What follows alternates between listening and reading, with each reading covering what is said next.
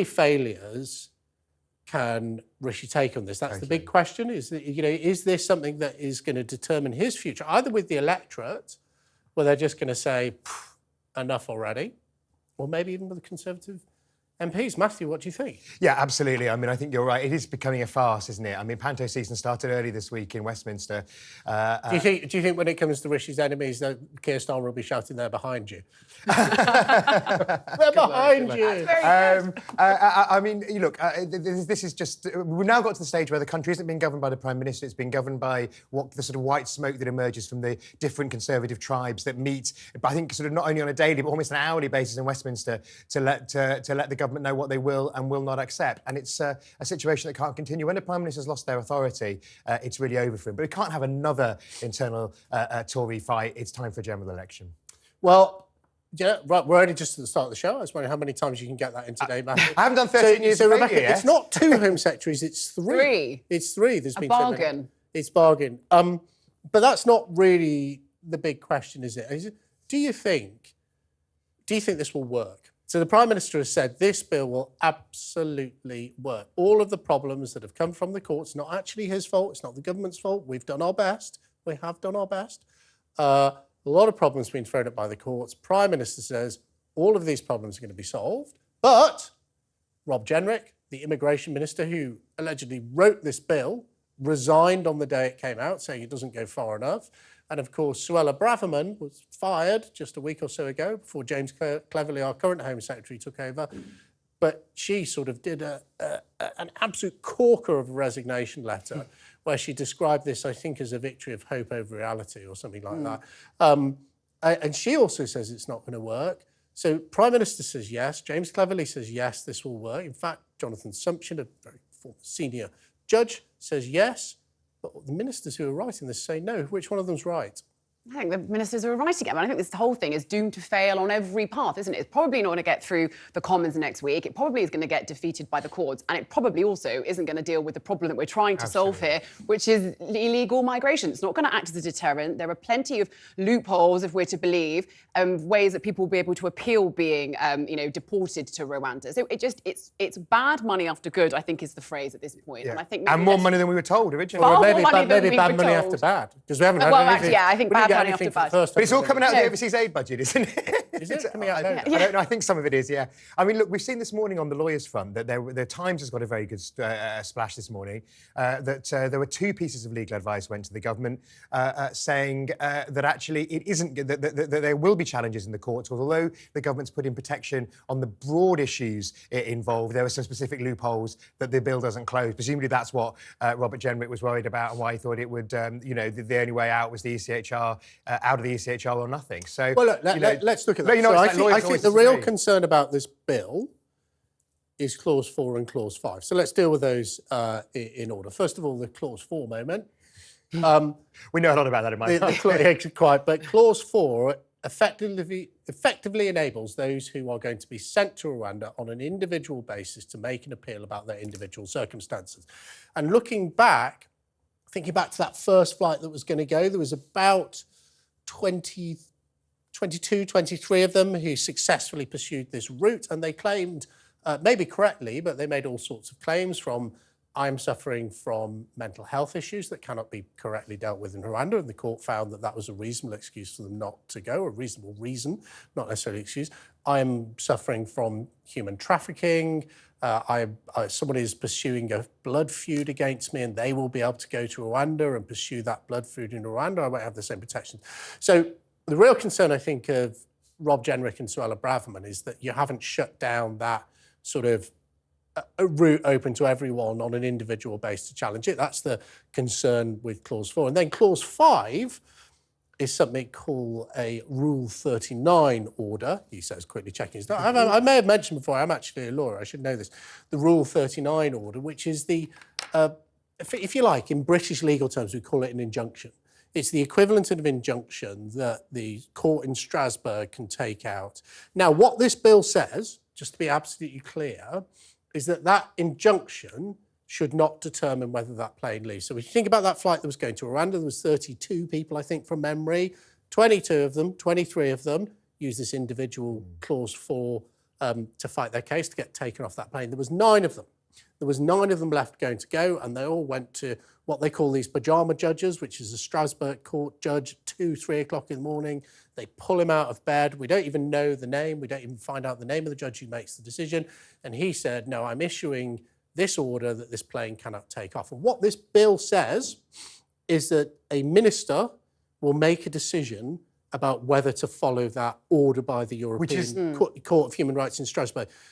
And what we found out from this government, and what the Rwanda government has been clear about, according to the Prime Minister, is they will not break international law. So when that injunction, to use British legal terms, lands, a minister, maybe even the Prime Minister, has got to make a decision about, do we technically break the law and the plane goes anyway, something Lee Anderson was calling for, or do we do what we did last time, which is say, well, governments have to obey laws? Well, I think what you're describing is a really porous piece of legislation. I mean, I don't want this to be a hard line. I don't want it to exist. I'm not arguing to make it more hardline. Come on, but clearly, what more can we do? But clearly what's been drafted, doesn't work, does it? And I think the idea of carving out ourselves from international treaties puts us in kind of cahoots with, some pretty unadmirable neighbours, Belarus, Greece. Russia.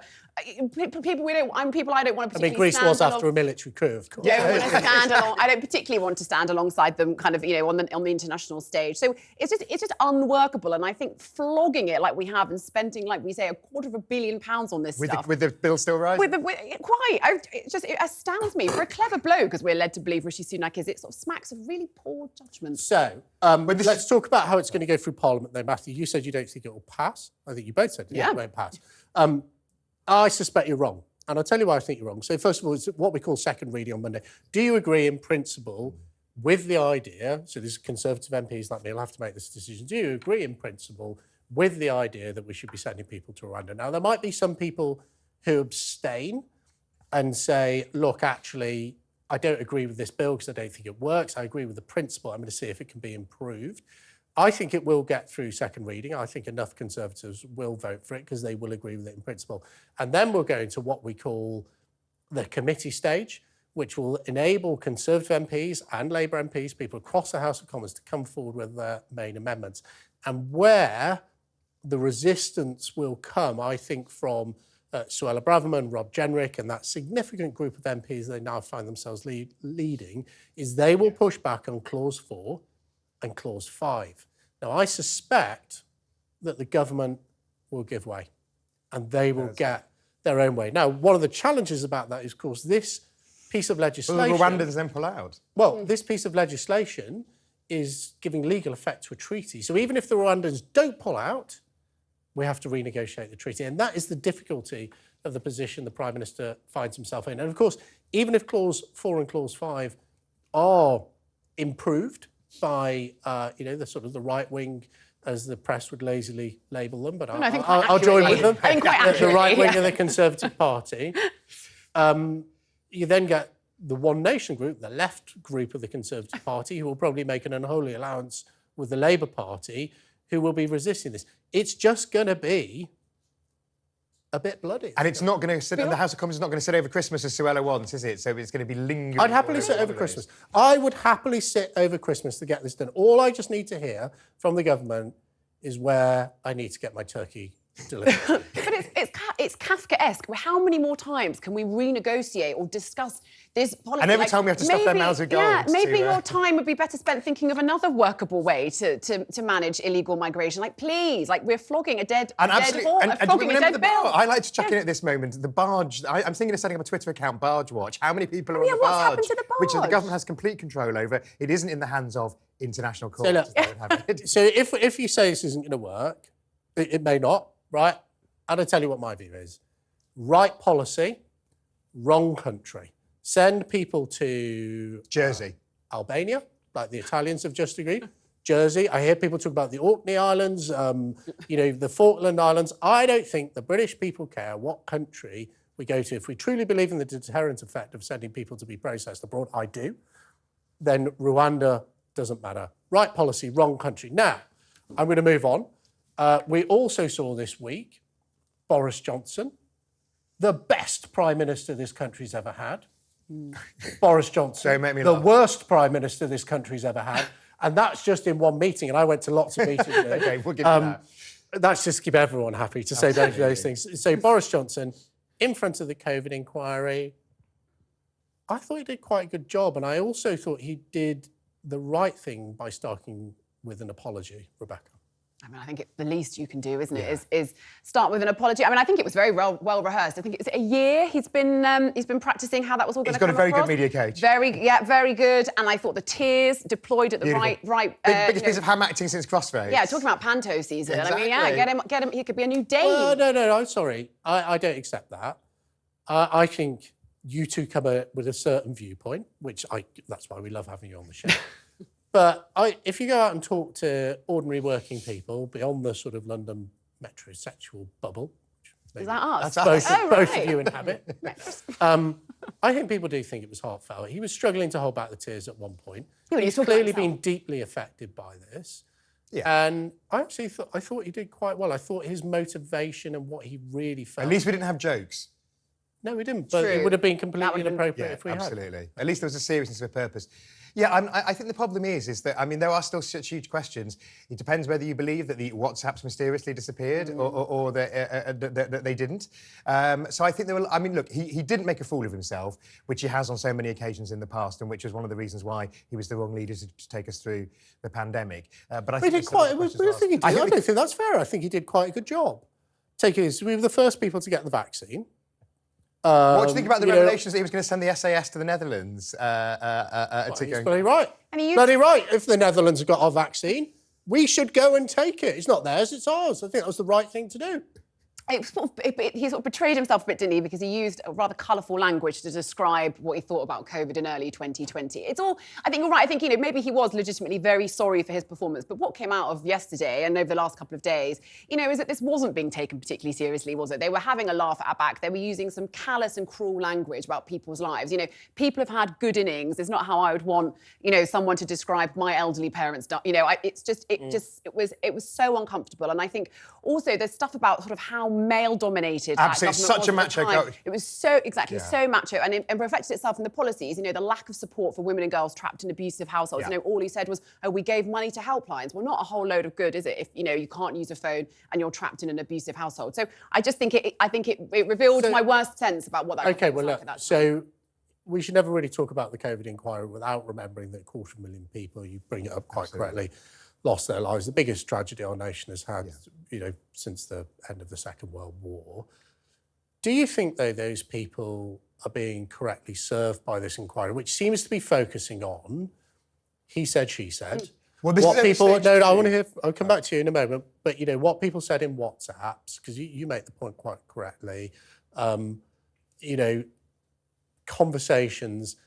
Is this inquiry doing a service to the families by really getting to the point, which is, in 60 years' time, when this happens again, will Britain be ready? Do you think it's serving them? Not at all. I think it's serving kind of journalists. It's great copy. The WhatsApps, it's an opportunity, isn't it, for people to kind of salvage their careers and throw their enemies under the bus. But you're right. Those poor families sitting in the gallery yesterday, listening to that stuff.